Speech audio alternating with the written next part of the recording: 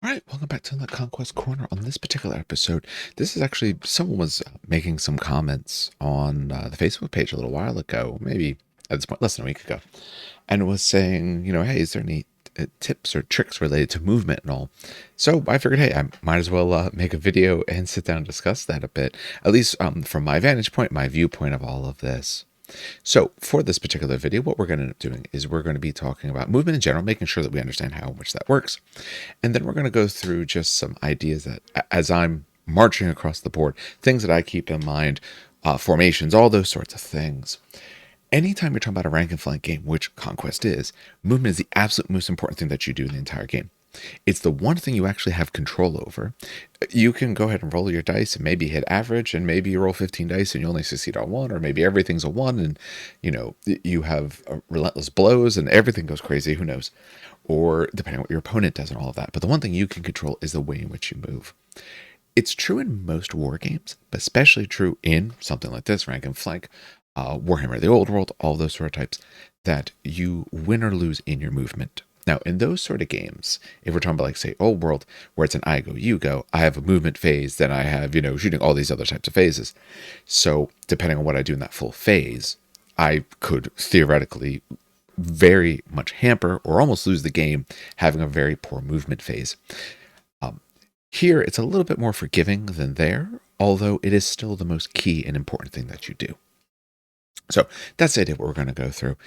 Keep in mind, if you want to pick up anything for Conquest, we do have a discount code in the show notes below. It's Train Kickers, saves you 10%, helps out the show as well.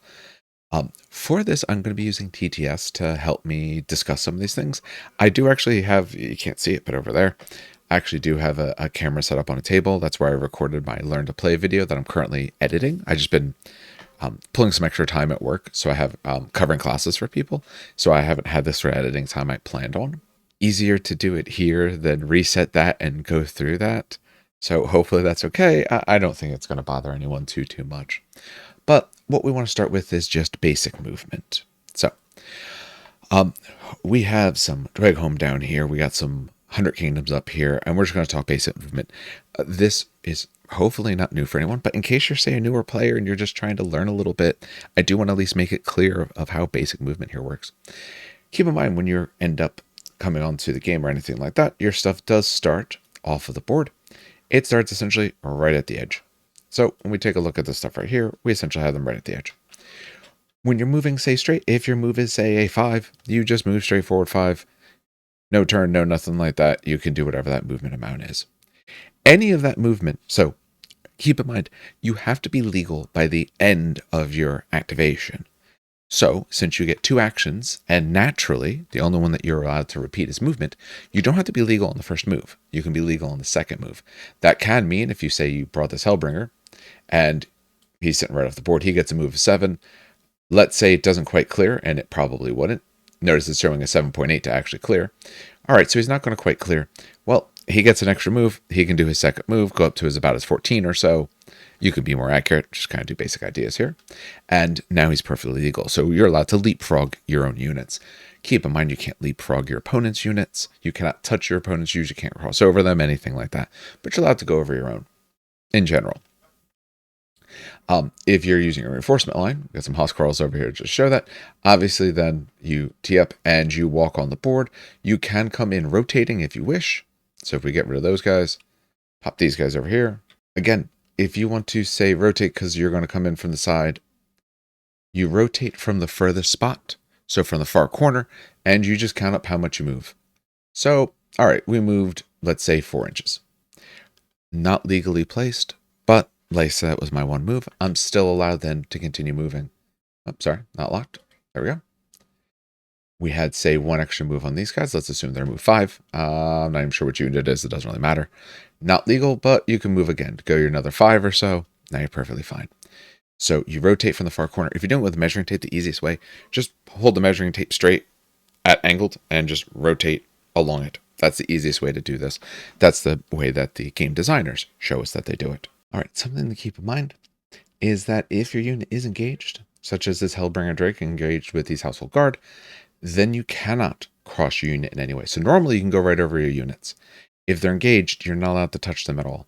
So things you can't do, Can't rotate over them, anything like that. Could lock this guy down so that doesn't happen. Also keep in mind, you can't move over any impassable terrain. They used to not let you get within an inch. Now, in the current rules, depending on when you're looking at this, that's okay. But we have that to keep in mind as well. So that's basic movement. That covers us how you actually move.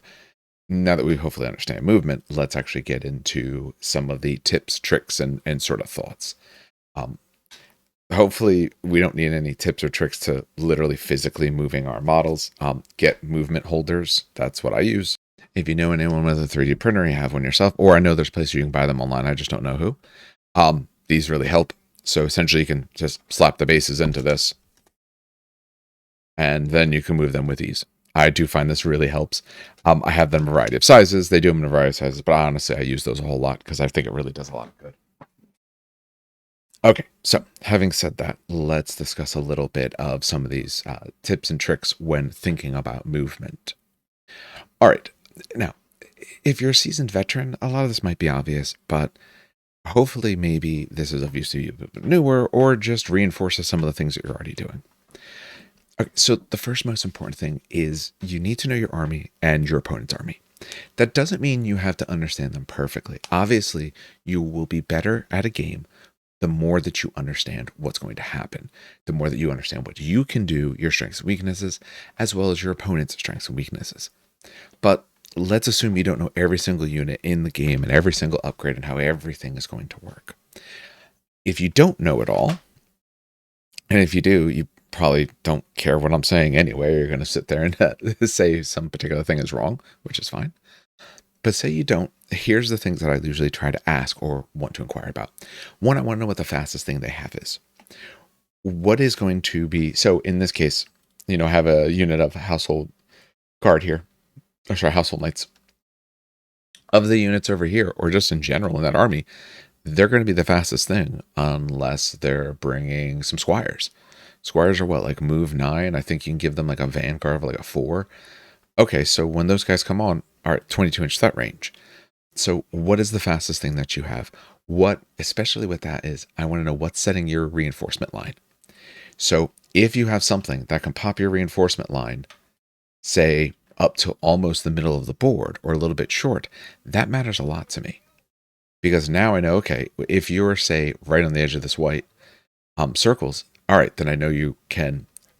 Normally, if you're not more than 12 inches up the board with a 6 move, coming in from your reinforcement won't help. You won't actually get the 12 inches forward. It starts to change at around about the 16 or so inch mark. So if you have your light come on and it moves up 12, you're not going to be using the reinforcements, or at least I don't think you would, because you're not going to get much better from it. The only reason you might be doing that is depending on if it's like a shooting unit where you want to move and shoot.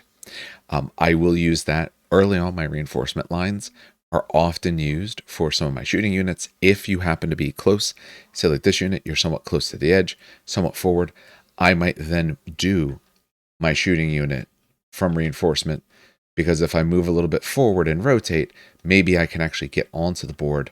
And if I can get onto the board from here, now I actually still have that second action. I can shoot you. So I do something like this. I now have enough. Maybe if I have enough range, in this case, showing about 14 inches, if I have that, then maybe I can actually get some shots into you. Keep in mind, line of sight is looked at from the unit, but range is measured from individual stands. So I want to know how fast you are, especially in terms of the light units. I want to know what is your move and shoot range. The last thing I want to do, they've lowered Vanguard in general, but say ghouls, for instance, for Sorcerer Kings, or take like most of the light units from Nords. They used to be normal Vanguard, so it's like 6 move, Vanguard, and maybe have a banner. So now you're looking at almost 19 inches up the board. You're almost halfway up. All right, but if you have, a really good shooting range, say you have a 20-inch shot on a 6-7 move, you're shooting 27. I'm actually getting close to where that might matter. If I put that unit, like we talked about, near the edge, near the side, like something over here, well, now you definitely have me in range. because you could come in from a little bit forward. You're only missing by about 2, 3, maybe 4 inches. You'll be more than 2 or 3 inches up when this unit comes in because you got a nice reinforcement line. So I want to know, how quick can you go? What's a move shoot range? Usually shooting, I think, is early on. That's one of your main concerns, because that's how your opponent is going to be, or you are going to be putting your strength into someone in terms of what you can do while they push forward. And then I want to know, taking a look at what is your big bricks versus your MSU. MSU, for anyone who's newer to it, is multiple small units or minimum size units, depending on what type of game thing you're looking at. For this, then you're looking at packs of 3s. If you have a 6-pack of trolls, a 6-pack of ogres, a 6-pack of triceratops, that has a very different footprint, style, and design than a little 3-pack. Especially, one, you might be able to tell when you kind of see the way the opponent maybe has them arrayed, or just in general, thinking about it, if a unit does, impact and trample, I'm okay being thinner. But if they're not, I'm probably going to be going as wide as I want to. So if I say bring, especially if you're talking about a range unit, if I'm bringing a 4-pack of something that shoots, they're going to be 4 wide. Okay, well, that's useful for me to know, depending on where I want to position, what their frontage is going to be, not necessarily even to get to the side, but in terms of either maybe what I'm going to try and charge them with, what I'm going to be attempting to avoid, how much line of sight they're going to get, where my safe zones are. When I'm moving, especially in the early rounds, my concern is what is safe and what is not. And for that, actually just this past weekend, I played in a tournament where I faced 2 Dweg players. Both of them had reasonably strong shooting/magic lists, which means that they're projecting out this bubble. So I'm having to time my movements about all that. And those are things I want to know ahead of time. So one is know what you can do, know what they can do. Know where they are effective and where they are not. If they have cav units, okay, they're bringing Crimson Tower. All right, they don't mind move charging. They're absolutely fine with that. Okay, so what is that move charge range? What is that effective essentially getting into me? Where instead, if they're bringing, say, Ashen Dawn, they actually want to be charging and swinging. Okay, so if I stay out of that, if I only allow them to say move charge, will I take damage? Sure, you're going to take damage. You can't avoid that. But I'm much less concerned about it for that unit than another. So I'm looking at what might those units want to do. Where do they do their best, especially with those, again, faster units? If I'm thinking of, say, like hunting packs have no problem just being harassing for a bit until they want to actually smack into you. Okay, things to keep in mind. Another key feature is know the mission. So when, and I'm going to talk about one of my games a little bit. I might do a separate video on that, but I want to talk about this a little bit. The one thing that we find in this game, and through discussion with various peoples, is that the missions can be somewhat unequal. I don't necessarily mean that they support one player or one army better than the other. Some of them do, and honestly, I have no problem with that. Not everything should be perfectly designed for you to excel at. Sometimes you have a little uphill battle. And that it's a war game. That's what makes it fun. That's what real life is like. But what I mean by that is, one of the missions that we did this weekend, much like the one you see on the board, it wasn't actually this one, but it was one of the other ones. I forget the exact name. But essentially, you could score quite a bit because there's quite a few objectives.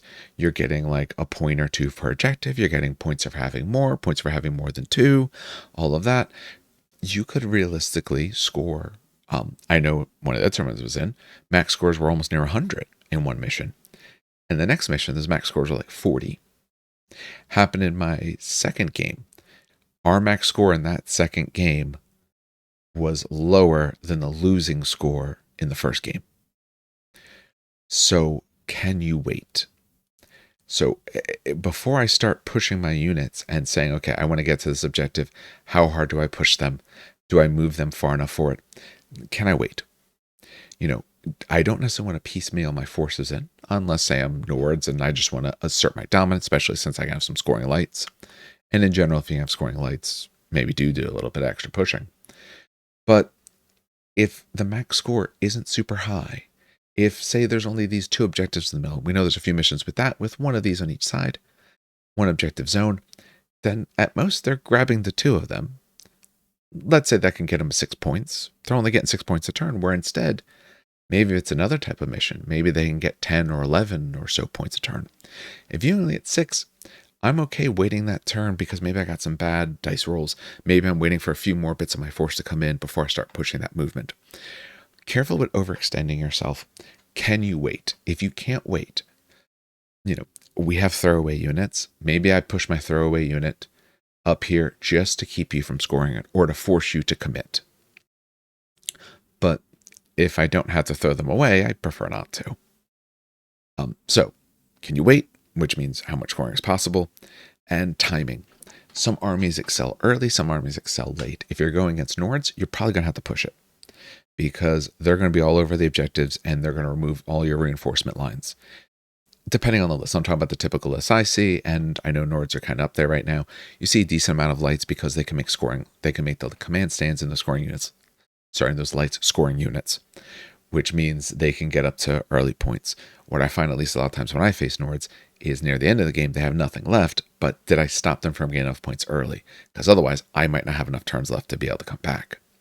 Whereas you take a look at, say, Old Dominion or my Sorcerer Kings, I'm looking at those and saying, we're a bit later. I'm usually not pushing as hard. Actually, that's why I made a change to my list. I put a single 3-pack of ghouls in my list, because I was finding I wasn't getting a reinforcement line. Things were a bit too slow. I wanted something early. And that little 3-pack, I have no problem just shoving it into someone's face to clog up their shooting unit, and this is something I end up doing. Okay, here, well, if I engage and they came there, well, now that unit is stuck. They can't get past because they have this other unit right in front of them. They'll have to spend turns moving backwards, rotating, anything like that, but they can't cross this unit anymore. And for like 110 points, I'm willing to do that. So, what you know ahead of time helps out. We talked about knowing your opponent, knowing the mission. Do you piecemeal or do you group in? For that, in terms of movement, you have to think about what your army excels at. Like I said, if you're Nords, you probably are pushing individual units up. When I'm thinking about other armies, especially depending on the strength of the unit, some of them require more synergy, which means I have to stay inside of different effect bubbles or keep them a little bit further back. When I was trying out the Euroni, the Geisha has an ability, an 8-inch bubble, to give out essentially a bonus. It's based off of the ideal card activates off of, because it's an 8-inch bonus. Okay, so that thing wants to be centralized to the units I care about. It doesn't necessarily mean center to my position. If I'm really, say, pushing towards on a flank, it can be the anchor point of that flank instead. But I do want it to be reasonably well surrounded. So like I said, part of that is knowing when to commit. How hard is your opponent pushing? Where are they pushing? And do you want to go right against that? Or do you want to try to go refuse flank? Something else. All right. Other pieces. So your reinforcement use. We talked about it, that the fact that early in the game, if you're not more than about 12 inches up, your reinforcement line is only going to help in terms of shooting. It really won't do you any other good. When it does push a little further, also keep in mind, heavies cannot use the reinforcement line until turn 4. That comes up every now and then. People sometimes forget that, so do keep that in mind. But especially if you have, say, an objective list on the side and your reinforcement line is far enough up, it can be advantageous just to walk straight forward, because maybe you can reach the objective, maybe you can rotate, you can be as positioned as you want, and still be further forward. So don't be afraid to use your reinforcement line, but don't make it a crutch. Don't use it if it's not going to help. If you're not far enough up the field, it's probably doing nothing for you. It might even just be slowing you down. The one time I will use it, even if it's not that far up the field, let's say this Hellbringer Drake was making my reinforcement line. It's not really that far up the field, but maybe the problem is just where I've moved units, I've kind of filled in the center, and I don't have the positions that I want. So maybe I choked up the center with this unit, another one, and so on, and now I'm having problems. Well, I might use that reinforcement line, even if it doesn't get me as far, because maybe I can't jump over this unit, but I can swing around them. So just when you're moving, keep in mind, especially for later turns, what's going to activate when. In terms of getting out of the way, keep in mind the infantry trays are just about 2.5 inches wide, which means if you're a let's say 12 move. Let's assume maybe you have a banner. So your front is now 13 inches up the board. That means that your back is 2.5 inches further back. So that means your back end is about 10.5 inches from the back edge of the board, which means if your next unit moves more than 10 inches, you are now losing movement. And specifically, if they don't move at least 15.5 inches, they're not going to be able to leapfrog over. I've watched a lot of people, and I do it myself sometimes, of course, where they push a unit forward, say, okay, these guys, they're going to back them up, and say this is my bow unit. So I want this unit behind them, and the next round, boom, they're going to pop in front. They're protecting them, and if I can get them far enough in front, I'll still have some decent line of sight lines. What happens, though, is where this unit is, they lose movement because they can't go that full distance because this one is essentially in their way. And then depending on their timing, do they push this other unit up far enough? Kind of thing. So just be aware if you're trying to do that leapfrog, that are you losing too much? Where are you positioned? I will sometimes use plain bases, especially a monster base, to figure out, okay, I want my monster between these two units. I have to make sure I have the room. I will take the base if necessary, or the measurement. Sometimes do the measurement to make sure I have the room. The last thing you want is that your goal is to get past it, but you can't. And now you're locked down. And now if I hit this unit, you're not allowed to touch here at all, which could potentially very much get in your way. So, bit of a thought about reinforcement, all of that. Blocking lane and mucking up charges. Your goal is to stop whatever your opponent wants to do. Maybe through your dice rolls, maybe through good planning, all of that, but you don't want them to be able to enforce their will. Someone's going to be enforcing their will. When I see something like this, say we take a look at this particular board, if they have a strong unit, then I want to make this. Now, this one's garrisonable. Personally, I don't really play with garrisonable terrain, but let's assume it's just base impassable. I want that to be in their way. Or maybe I want this one to be in their way. I want to use it to split their forces. I want to put something in a spot where if they don't move themselves fully over, they will not be able to reach me or charge me or anything like that. In a game I had not too long ago, my opponent, we'll make this the opponent here, was over on this side here, well within a range. So what I did, I put my unit here, just about, and what it meant is if they pulled forward, they would miss me. So even though they could see me, there's clear line of sight between these two units, you can't actually charge me because this is effectively in the way and you're not allowed to touch it. Same thing if, using that, which say this is a shooting unit, if I'm even a tiny bit over, I probably have full line of sight, or potentially do, maybe from here to there. I might have it. It's a little bit hard to tell with TTS, but I might have it, and you still may not be able to legally charge me because you'd miss. Keep in mind this game, just because you can see it and reach it, or potentially reach it, doesn't make it a legal charge. Also, what a lot of people get wrong, you don't square up if you can't.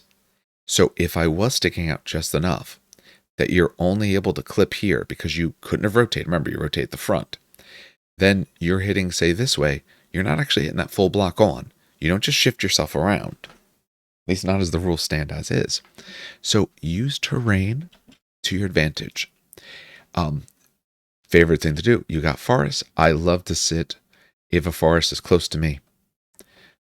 Let's say the forest is down here. My units, when they're coming on, are going to start into the forest and they're going to walk through it. Because if you are fast enough to hit me, I want you to get disadvantages when you do, and I'm going to be through it by the end. So where you position things absolutely, of course, makes a difference on that. I want to take a look at a picture from one of my tournament games that kind of illustrates this as well. So, sorry. That is a score. There we go. So this is turn like 4 or 5 in a game. And what we see, so it was my Sorcerer Kings down here at the bottom versus their Dwag Home. And a variety of things are happening here. But notice for this particular list, I was going against 2 Hellbringer Drakes and 2 Iron Drakes. And you see the 2 Irons back here. You see the Hellbringers along the edge. Now, obviously, they have shooting, so they're not quite as worried about it. But essentially what my opponent did, he had his... I think these are Fireforge. At least one of them is Fireforge. One is just a base unit of warriors, I believe. But he had, say, a unit Fireforged here. And then his Hellbringer came in after it. And his thought was, hey, my Hellbringer, it's going to jump over the top next round. Or it's going to, it's going to wait until you're well positioned. Boom, go past him and do all of that. Well, so what I did then, in that particular case, to try to muck it up a little bit, is I took this particular Ghouls unit and I charged.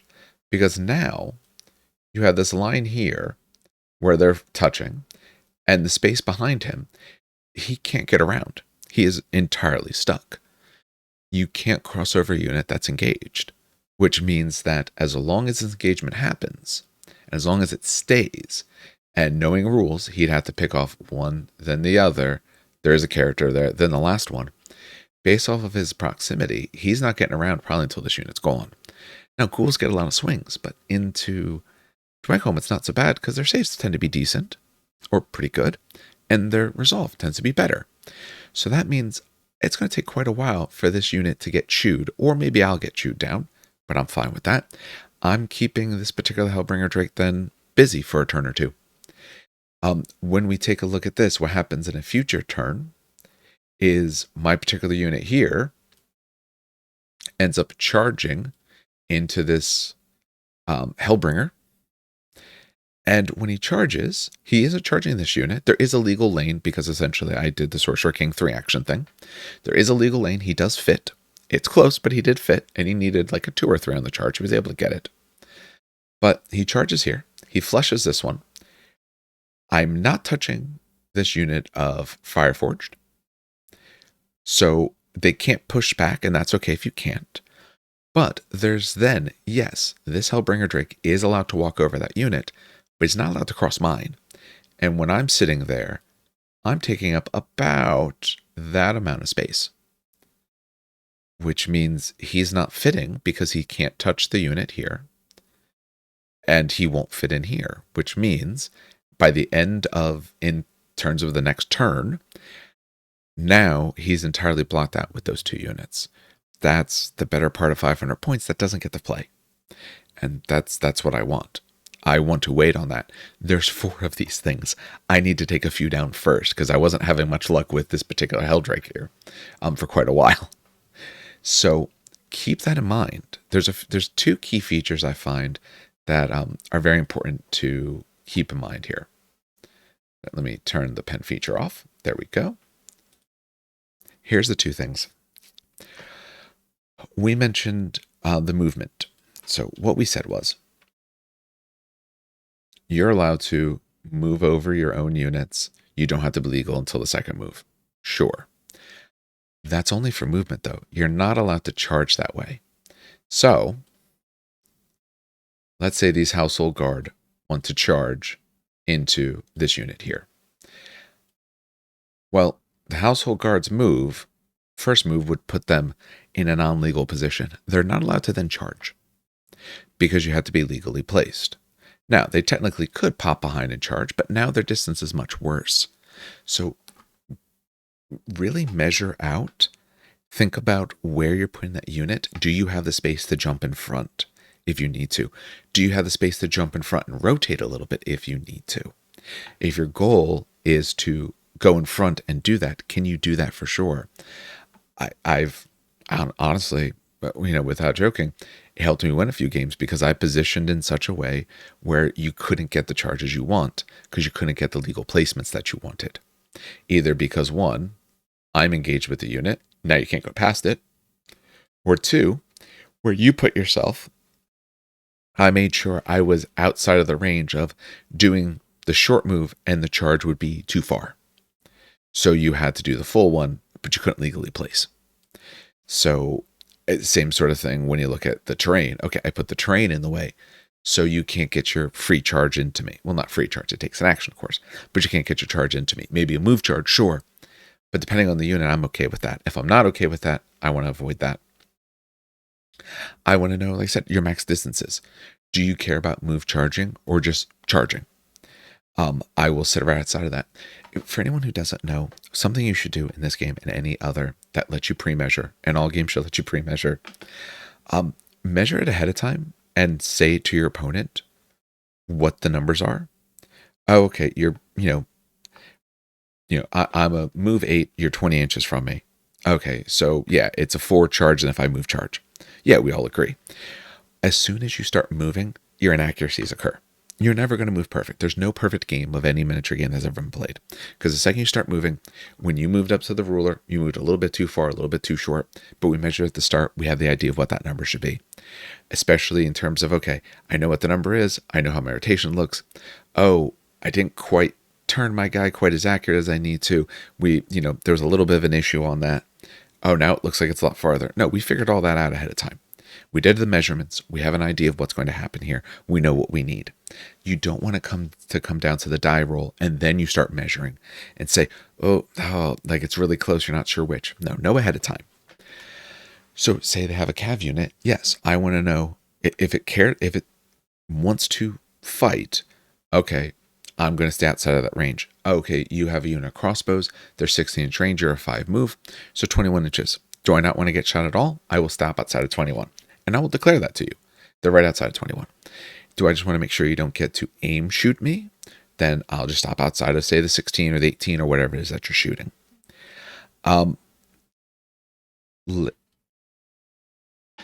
We mentioned a little bit about layered approach versus kind of spreading out. Just be careful, like I said, with that layered approach, that if your opponent can get to you, layered approach becomes a detriment because then you can't actually hop over them.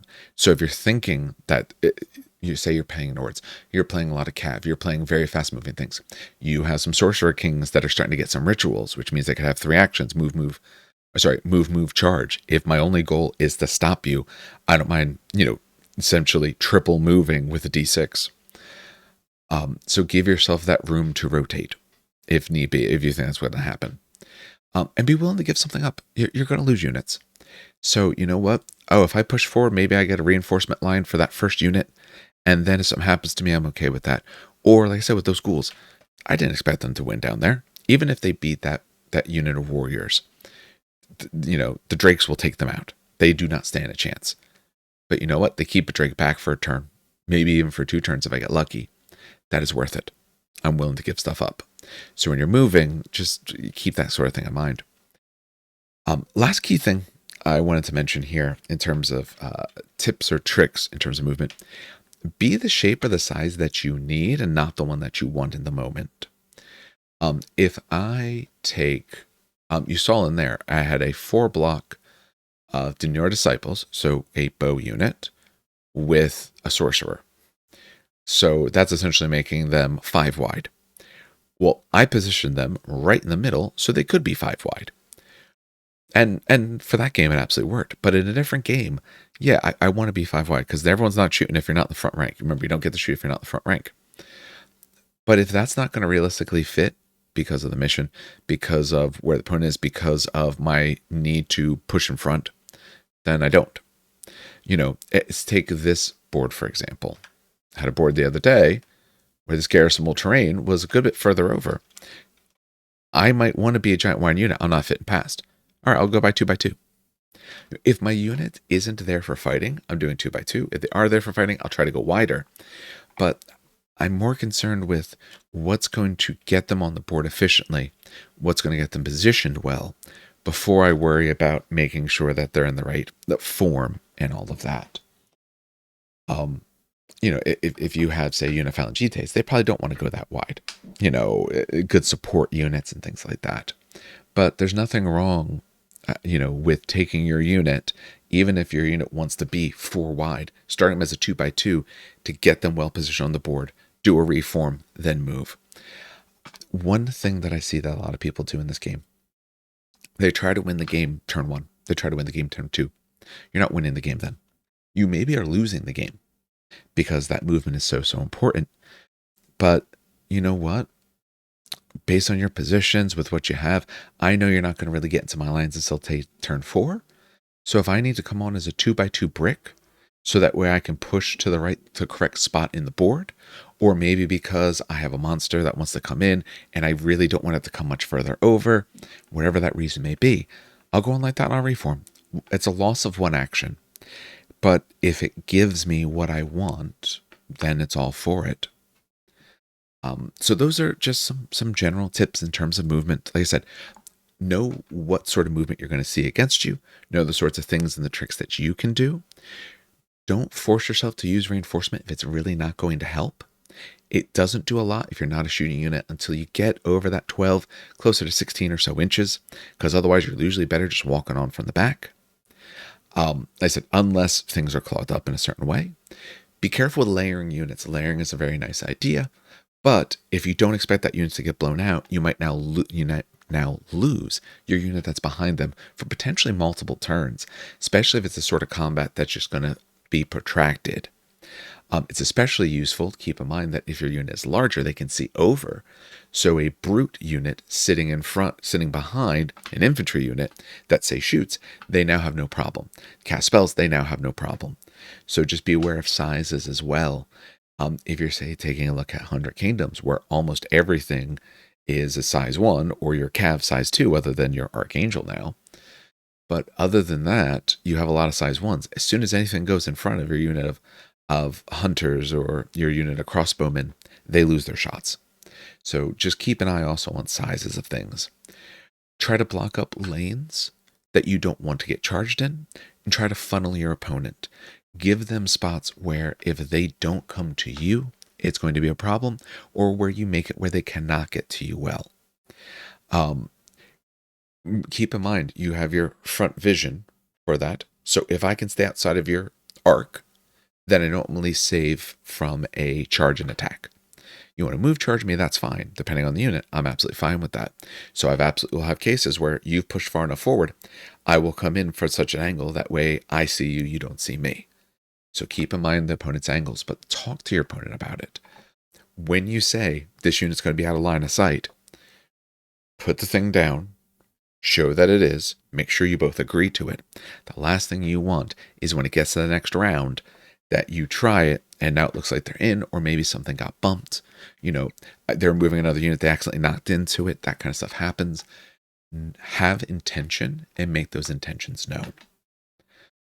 All right, if you have any other particular suggestions related to movement or anything like that, hopefully I try to keep this pretty movement focused, but I know there's a few other things. But if any of those particular things in mind, put it in the comments below. I said, if you want to pick up anything for Conquest, we can save you 10% with our discount code TrainKickers. It's also down in the show notes and a link as well.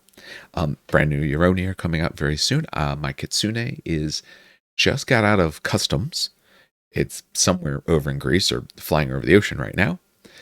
So really looking forward for that and the rest of Euroni when they actually come out. As well as I got a Dark Cenotaph because they are absolutely amazing. They're both really cool looking models and they're absolutely amazing in the game. I think that was, I don't remember if I ordered anything else, but I ordered a couple things as well. But, you know, I said we have that code so you can help yourself out. I am still working on the Learn to Play video. I've made some progress on it. I just had to actually sit down and really get to it. Last week I had the tournament, so it lost me most of my time. This weekend I have more time, so I'm going to make sure I actually get through that so it waits out by next week. Unless I have to re-record anything. I hope not. There's always that chance. A few other things we're working on. Like I said, I'm working on doing some tournament discussion. I don't know if I'm going to talk through the videos or just talk about the tournament in general. Hopefully I have another one coming up another month. For that one, I'm probably bringing my Old Dominion because I brought my Sorcerer Kings. I want to vary up what I bring. I just don't know the list I want to run for that. So for this one, it was a change to the Sorcerer Kings list that I've been playing. Because for anyone who doesn't know me, playing the same thing repeatedly bores me. So after a tournament, I don't want to play that same list again. Even if I've only tweaked it slightly, I don't want to play the same list. I want to vary it, hopefully by quite a bit. I don't necessarily decide to make it bad. Oh, the Sidar, he's not here. He was here before. So like, I still haven't taken one of those. Maybe that's another thing I want to do. I want to make a video about just like, I know some other people have talked about it, bad units, and maybe bad units and what could make them good, or take a bad unit and how can you make them at least okay. So how can you not like, fail by taking what is bad? Luckily in this game, there's not a whole lot that's bad, but each faction has at least one thing that when you look at it, doesn't feel so good. So if you have any other particular ideas of things you want to see, say so. I do this and put in depending on what people want. All right, well, that does it for us tonight. On behalf of everyone here at the show that has a good hobby, it's a great gaming.